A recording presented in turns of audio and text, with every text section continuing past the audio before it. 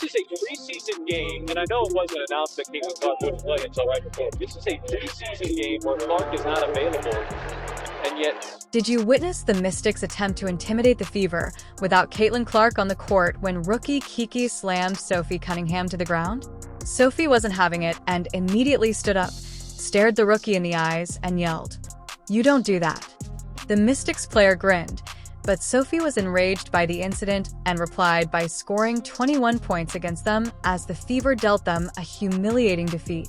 Sophie Cunningham has been an absolute beast in this game.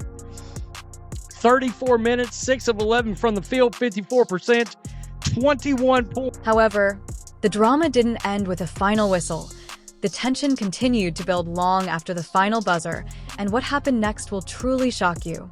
But before we get to that, let's go back to the moment that set off the fireworks because Kiki's actions were completely inappropriate.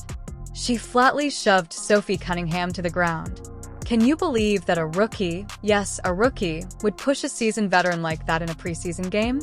But in the middle of the game, Sophie Cunningham, oh, spicy old Sophie Cunningham, she gets in a tussle over a rebound with Kiki Iriafen, the rookie from USC, who is now... There was no basketball action, just intimidation tactics from a player who hadn't yet merited a spot in the league. And she is not having any of it. And she basically gives her welcome to the league talk, saying, "You don't bleeping do that. You don't bleeping do that." Oh. Sophie's response turned into the pivotal moment when she jumped up right away, didn't hesitate for a second, and faced Kiki directly. Her clear words, "You heard on the broadcast you don't do that," reverberated throughout the court, setting a boundary that needed to be established. It was the spark that changed the game's entire energy.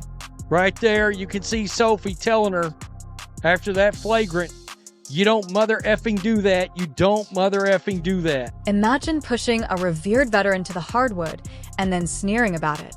Kiki's reaction made it worse by grinning after the push, which betrayed her actual motivations. Flagrant disregard for a well-known player. Yeah. And that's Kiki Iriafen, and I gotta tell you, here we go with the smiling like you've done. I don't get it. This is the worst part of the WNBA. It is. A ton of reaction. The smiles afterward, let's get negative. Dana Bonner acted quickly to confront Brittany Sykes about their rookie behavior, making it clear that such disrespect would not be tolerated against her teammate. The confrontation demonstrated how cohesive the Fever team had become, standing together against needless aggression. Meanwhile, the Mystics bench displayed a smugness throughout the incident, as if they believed they could intimidate the Fever with Caitlin Clark out of the court. Their body language screamed that they saw this as their chance to send a message to a team they thought was vulnerable. It's crazy. Look at this comment. "She's not fazed one bit by that spray tan MAGA bitch." Here we go. Need Kiki to whack her again. Guys, it's where we're at. I mean, what do we do? After the Mystics' foul conduct and disrespect for basketball etiquette were denounced by fans on social media, comments about how this behavior had no place in the game, especially from a rookie with no credentials to confront more seasoned players, flooded in. And the retards, as I like to call them, the RAHTARDSs, they are already now attacking Sophie Cunningham. Oh, they're mad. The MAGA Barbies got them angry. They're cheering on violence against this basketball. This wasn't difficult basketball. Rather, it was a rookie attempting to garner attention by being disrespectful. Sophia's prompt action showed why she is respected throughout the league. She stood her ground and made sure Kiki knew she had broken the unspoken code among pros. The tone for everything that came next was established by this confrontation. That shove didn't weaken Sophie. Rather, it strengthened her resolve to hold the Mystics accountable where it counts most on the scoreboard. Sophie wasn't just going to talk. She was going to show them exactly who they were opposing. We're right back where we were last year, folks. The season just started, and I mean, I guess we're going to have wars again. I mean, seriously, this league it's really crazy. The Indiana Fever didn't get off to a winning start, so let's get started. Because let me tell you, the Fever were kicking off the dust in the first quarter, giving everybody a lot of grace here. There was a lot of missed layups. There was a lot of bricking, and the defense wasn't really that great. Yes, that's correct. Without Caitlin Clark, the Fever appeared completely lost. They were behind 24-13, and their defense was crumbling. It was like watching a different team than what we've been seeing lately, with the Mystics running all over them. To be honest, it seemed like this game would end before it had even begun. Listen, the Mystics had a ton of picks. In the WNBA draft, they got a lot of high picks. They got Kiki Iriafen, they got Sonia Citron. She started today, Sonia Citron, and Sonia Citron looked good. And honestly, Brittany Sykes looked really great too. When the Mystics learned that Clark wasn't playing, they thought they had this game won and were practically celebrating before tip-off, as if they'd been given a free win because the rookie sensation was sidelined. They also had Sutton in there, Kiki, who we already know isn't afraid to get physical, and Brittany Sykes, who is always a problem for opposing teams. You could see it in their faces. Started out with Sid Colson running the point, and that really wasn't working out. I mean, Steph White was like, she kept putting Sid in too. And at a certain point in like the third quarter, I was wondering, like, is she going to try out any of the rookies? Because Sid was definitely not making a difference pretty much whatsoever to the Indiana Fever. Sydney Colson started for the Fever, but nothing was working at all. The offense appeared to be stagnant, the passes were sloppy, and nobody seemed to know where they were supposed to be. It was like watching a train roll around aimlessly without a conductor. The Fever appeared to be hopelessly unorganized, but suddenly something changed, and the Mystics took full advantage, jumping passing lanes, getting easy buckets in transition, and expanding that lead. Side. Enter Sophie Cunningham. She was the lead scorer of the entire game for both teams, coming away with 21 points and 8 rebounds. And I gotta say, it is so evident when Caitlin Clark is not on the court for the Indiana Fever. She is such a floor general. She is the X factor for the Indiana Fever. She like leads the way when they don't have her. I've said this before, but the Indiana Fever look like a train without a conductor. After that earlier push, Sophie Cunningham's jaw was set, her shoulders squared like a boxer entering the ring with something to prove. The energy of the entire team and the arena, which had become quiet with resignation, suddenly hummed with new energy. You could see it in her eyes, a burning intensity. The moment she checked in, the entire team's energy changed. This was about sending a message that you don't disrespect the. But let's go back to Sophie Cunningham for a second. She went 6 for 11 from the field, and her three-point percentage was 33%. That is pretty darn good for someone who has never played with other teammates, and for someone's first time suiting up in an Indiana Fever jersey. Bonner looks like she's moving the ball to Sophie, kicks it to Kelsey, who kicks it back out to Sophie for the jumper. Sophie is a dog who simply goes by coach. Stephanie White would later write, capturing perfectly what the team needed.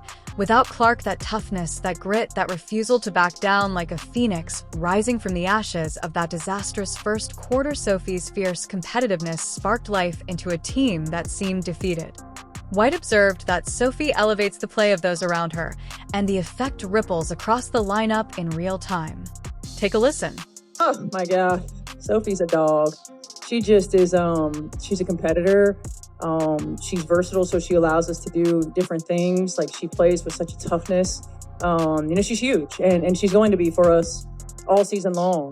But what she brings from an energy standpoint, she raises the level of play of everybody around her as soon as she steps foot on the floor. Hell, even on the sideline. I mean, her communication, everything. She's definitely an X factor. Sophie went from being a role player to a game changer, dominating the game with 21 points and 8 rebounds, leading both teams in scoring, going 6 for 1 from the field, and finishing through defenders with a 33% three-point shooting percentage.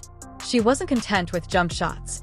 Instead, she attacked the rim, drawing contact and finishing through defenders when the Fever needed clutch shots. She also worked hard on defense. The stats only partially told the story. Each basket seemed to boost the Mystics' confidence while giving her teammates newfound faith. It took one game to persuade me. Sophie is a true fit for the Fever. After struggling through a scoreless first quarter, Kelly Mitchell started to feed off Sophie's energy.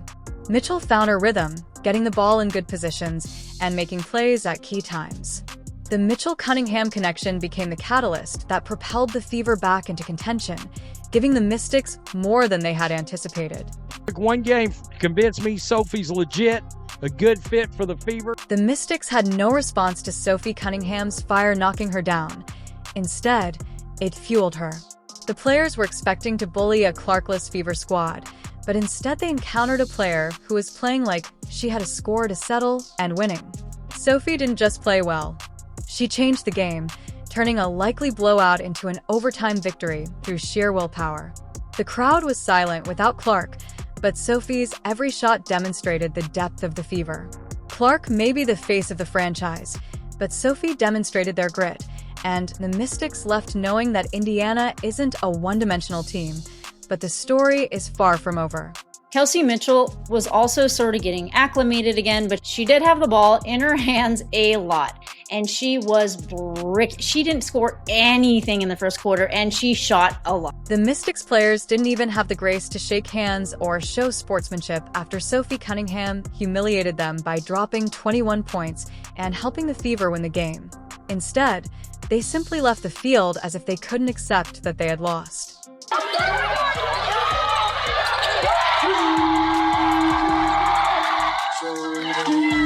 When intimidation tactics failed, the Mystics tried to push Sophie to the ground in an attempt to intimidate the Fever, but when that failed, they were unable to face them after the game. What kind of message does it send that when you can't win by intimidation, you refuse to acknowledge the other team? This is honestly one of the most disrespectful displays in WNBA history. This was fundamentally poor sportsmanship. I know this, but the Mystics refused to shake the hands of the Fever players after the game. When you consider who manages the Mystics, the relationship to ownership becomes evident. Johnson, her attitude has spread like water downhill, permeating every level with the same negativity. The players' actions aren't random. Rather, they reflect a culture that was established at the top, and the disrespect shown during and after the game is a result of this organizational DNA. I tell you, this league is just ate up with class. That's unbelievable. I've never seen anything like it. The classless players and acts across this league is wild. The seeds were sown even before the game began, when Caitlin Clark won Time Person of the Year. Johnson openly criticized Clark, displaying blatant bias against the Fever star. This created a hostile atmosphere toward the Fever from the beginning. Johnson's remarks set the tone, and her players followed suit on the court. It shouldn't be a surprise that we saw what we saw during the Mystics Fever game from the team that's owned by Sheila Johnson herself, of course, Mrs. Why Not Put the entire WNBA on the cover of Time magazine since Caitlin Clark got Athlete of the Year during a very race-driven, let's just keep it real, hatefully race-driven CNN interview not that long ago, just a few months ago that happened. Johnson has been repeatedly criticized for making inflammatory remarks and creating this hostile environment. In effect, she has infected her company with negativity. How can players show respect when leadership models the opposite in organizations? Then, of course, we see the tactics that spill on the internet. The online response was swift and united, and basketball fans from all platforms connected the dots between ownership attitude and player behavior. Comments like "owner like team" flooded in, illustrating what happens when hatred runs an organization. One particularly popular post likened the Mystics to a team that plays with its owner's personal grudges as playbooks, and the public realized that this wasn't isolated behavior, but rather a pattern that came from the... Last night, we read Time magazine where Caitlin Clark was named Athlete of the Year. Why couldn't they have put the whole WNBA on that cover and said, the WNBA is the league of the year because of all the talent that we have? The disparity is startling. Which team best represents basketball's true spirit? Sophie Cunningham and the Fever showed tenacity and professionalism in the face of physical bullying.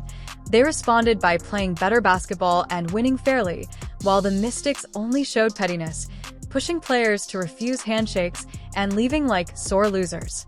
This incident revealed a worrying trend in the WNBA where some teams prioritize personal vendettas over sportsmanship. We're seeing divisions unrelated to healthy competition and completely rooted in negativity. Is this the WNBA's desired image? Teams refusing basic sportsmanship and turning to physical intimidation?